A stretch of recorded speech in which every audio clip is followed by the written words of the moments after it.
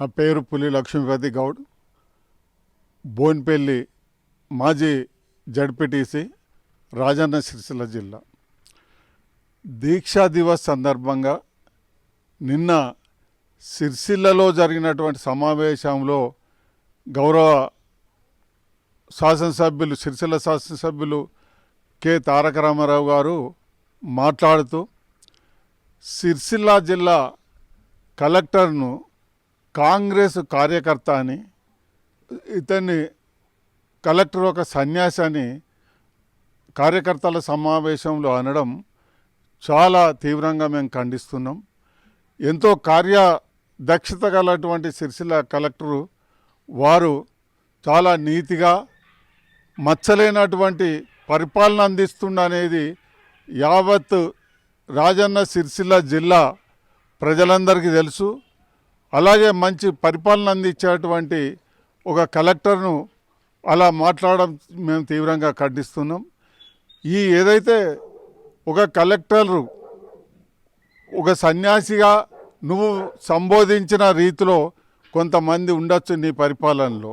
అలాంటి వారిలో సిద్దిపేట కలెక్టర్గా పనిచేసినటువంటి వెంకటరామరెడ్డి గారు ఈ కేసీఆర్ పాదాలను పట్టుకున్నటువంటి కలెక్టరు.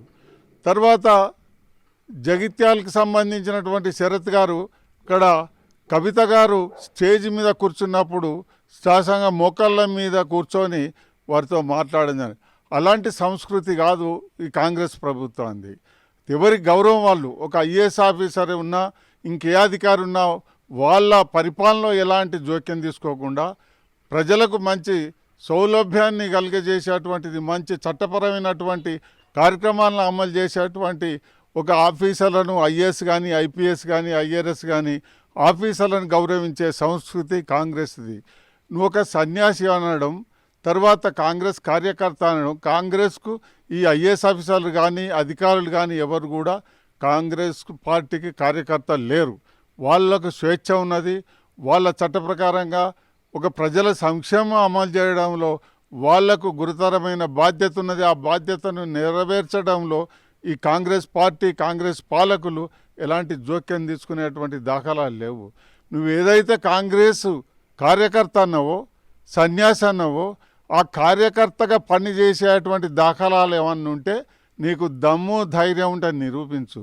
ఏదైతే ఫ్రస్ట్రేషన్కి గురై ఒక సంవత్సరం నుంచి 10 సంవత్సరాల తర్వాత సంవత్సరం నుంచి నువ్వు అధికారాన్ని కోల్పోయి నీకు అన్నీ ఉండేటువంటి అన్ని రకాల హంగులు అనుభవించినటువంటి నీకు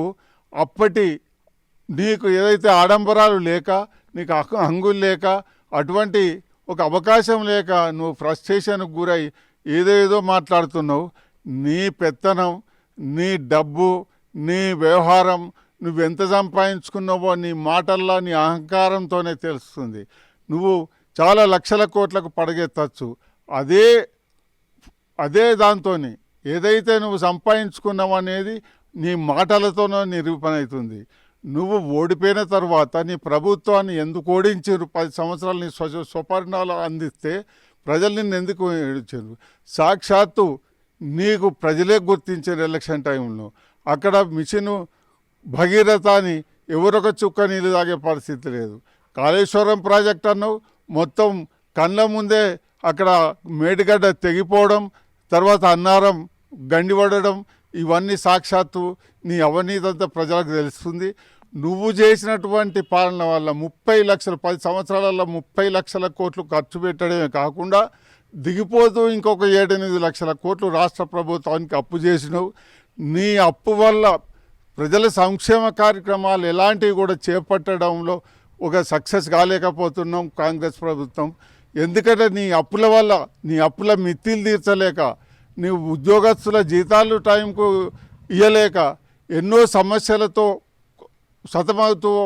సతమతమయ్యే పరిస్థితిని తీసుకొచ్చారు మీరు. దాదాపు ఒక 2 దశాబ్దాలు కూడా 20 సంవత్సరాల దాకా కూడా తెలంగాణ ప్రభుత్వం ఈ అప్పుల బారి నుంచి తేరుకోలేనటువంటి పరిస్థితి చేసినావు. ఇవాళ ఏదైతే రైతులకు రుణమాఫీ చేద్దామని అంటే అది ఆర్థికమైనటువంటి ఇబ్బందులే. రైతు బంధు ఇద్దామంటే ఆర్థికపరమైన ఇబ్బందులే. తర్వాత పెన్షన్లు కానీ, ఇతర పథకాలు కానీ పని చేసే వాళ్ళకు పేమెంట్ చేద్దామన్నా కానీ మొత్తం దాదాపు నువ్వు ఖర్చు పెట్టినే కాక 7-8 లక్షల కోట్లు అప్పులో ఊబిలో, అంటే అదా పాతాల్లోకని దొక్కిపెట్టిన ఆర్థిక వ్యవస్థను ఇప్పుడు ఎలా చేయాలో అతి కష్టం మీద ఇప్పుడు సంవత్సరం అయింది ప్రభుత్వం ఏర్పడి, ఒక్క పైసాకి ఇట్లా రాష్ట్ర ప్రభుత్వం ఖజానా నుంచి ఇట్లా అవినీతికి పాల్పడ్డారని నిరూపించు. ఏదైతే కొంచెం ప్రజలకిచ్చిన హామీలను నెరవేర్చలేదో అది ఆర్థికపరమైన ఇబ్బందులు తప్ప ఇంకొకటి కాదని చెప్తున్నాం. ఇప్పుడే సంవత్సరం లోపట్నే అవినీతిది ఎక్కడి నుంచి అవినీతి ఉన్నది, ఎక్కడిచ్చారు అవకాశం, ఎన్ని కోట్లు వచ్చినాయి, ఎన్ని లక్షల కోట్లు ఖర్చు పెట్టారు, ఎవరేం సంపాదించుకున్నది ఉన్నది. ఏంటంటే కేవలం ఇది ఒక అధికారాన్ని కోల్పోయి వాళ్ళకు పిచ్చెక్కినట్లయి ఆ పిచ్చి కూతలు కూస్తుండ్రు తప్ప ఇంకొకటి కాదని చెప్పి అది చేస్తున్నా. నీకు దమ్ము ధైర్యం ఉంటే ఏ ఐఏఎస్ ఐపీఎస్ కానీ ఏ ప్రభుత్వ ఉద్యోగం కానీ ఒక సేవకునిగానో ఒక సన్యాసిగానో తయారు చేసినటువంటి కాంగ్రెస్కు అటువంటిది ఉన్నదా నువ్వు నిరూపించని చెప్పి ఈ సందర్భంగా ఛాలెంజ్ చేస్తూ, మళ్ళీ ఇటువంటి పిచ్చి కూతలు కొంచెం మానుకో. నీ భవిష్యత్తు, నీకు చిన్న వయసు, మీ నాన్నదంటే అయిపోయింది, ఫామ్ హౌస్కు పరిమితమైనరు. నీ చిన్న వయసు ఒక సంస్కారవంతమైనటువంటి భాషను, ఒక మంచి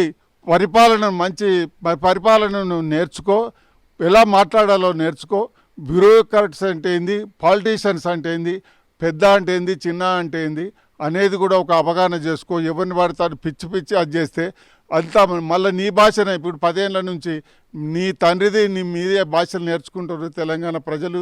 తెలంగాణ ఉన్నటువంటి ప్రతి పార్టీలో ఉన్నటువంటి ప్రజాప్రతినిధులు కానీ రాజకీయ నాయకులు కానీ అలాంటి భాషను మర్చిపోవాలని చెప్పి మరిపియాలనే భగవంతుణ్ణి కోరుతూ, నీకు మంచి బుద్ధిని ప్రసాదించాలని కూడా నేను భగవంతుని కోరుతున్నా. అలాగే వికారాబాదు, అక్కడ నువ్వు వికారాబాద్ ఒక కలెక్టర్ మీద దాడి చేయించినావు. ఈ కలెక్టర్ను, ఇక్కడ సిరిసిల్ల కలెక్టర్ను సన్యాసి అన్నావు, అక్కడి కలెక్టర్ను దాడి చేయించినావు. ఒక కలెక్టర్కి, ఒక ఐఏఎస్ ఆఫీసర్కు విద్యుత్ ధర్మంలో వాళ్ళు ఎక్కడికి ట్రాన్స్ఫర్ చేస్తే అక్కడికి వెళ్ళేవాళ్ళు. ఇక్కడ కాదు, కాశ్మీర్ నుంచి కన్యాకుమారి వరకు వాళ్ళకి బదిలీలు ఉంటాయి. ఏ మారుమూల ప్రాంతాలకు ఒక ఫారెస్ట్ ఏరియా కూడా ట్రాన్స్ఫర్ చేసినా పోయి వాళ్ళ పని ఏదో వాళ్ళు చేసుకునేటువంటి వాళ్ళను వికారాబాదు కలెక్టర్ను ఏ చరిత్రలో ఎవరిని కూడా కలెక్టర్ మీద అట్లా దాడి చేయలేదు. అదృష్టవశాత్తు ఆయన ప్రాణాల నుంచి రక్షించబడ్డాడు. కానీ ఒకవేళ అది ఉంటే తీవ్రంగా భారతదేశంలో జాతీయ స్థాయిని దానికి సంబంధించినటువంటి ఆందోళన తర్వాత ఇది ఆయన చేసే వికారాబాద్ ఘటన మొత్తం తెలంగాణ యావత్ ప్రజల్లోకి తలవంచుకునేటువంటి పరిస్థితి. దేశమే నీ ప్రవర్తన చూసి అసహించుకుంటున్నారు. ఇప్పటికైనా బుద్ధి తెచ్చుకొని రాజకీయ నాయకునికి ఉండేటువంటి లక్షణాలు ఏంటి, రాజకీయ నాయకునికి ఉండేటువంటి సహనం ఎలాగుండాలి, ఏ అధికారి గురించి ఎట్లా మాట్లాడాలి, వాతావరణానికి అనుకూలమైనటువంటి పరిస్థితిలో సమయస్ఫూర్తితో మాట్లాడితేనే అది రాజకీయ నాయకుడు అంటే నువ్వు ప్రజాసేవ చేయగలుగుతావు. నువ్వు ఒక కలెక్టర్ను చంపాలనే ప్రయత్నంలో రెచ్చగొట్టి, నీ కార్యకర్తలు కానీ ప్రజలు కానీ రెచ్చగొట్టి అలా కలెక్టర్ మీద దాడి చేయడం సమంజసం కాదు. ఇకనైనా బుద్ధి తెచ్చుకొని 10 సంవత్సరాల పూర్వం రాజకీయ నాయకుల భాష ఎలాగుండేది, ఎలా ప్రవర్తించేది, అధికారుల గురించి ఎలా ప్రవర్తించేది, అది ఒకసారి మననం చేసుకొని అలాంటి పెద్దల నుంచి కూడా కొంచెం అనుభవం గడించి అప్పుడు ఎలా మాట్లాడేదో వాళ్ళ నుంచి నేర్చుకొని ఇక ముందైనా సత్ప్రవర్తన కలిగి మాట్లాడాలని చెప్పి అలాంటి ఒక నీ బుద్ధిని మార్పు చేయాలని భగవంతుని కోరుతున్నా. మరిన్ని వీడియోస్ కోసం ఛానల్ ని సబ్స్క్రైబ్ చేయండి. లేటెస్ట్ అప్డేట్స్ కోసం వాట్సాప్ ఛానల్ ని ఫాలో అవ్వండి. ఆ లింక్ డిస్క్రిప్షన్ లో ఉంది.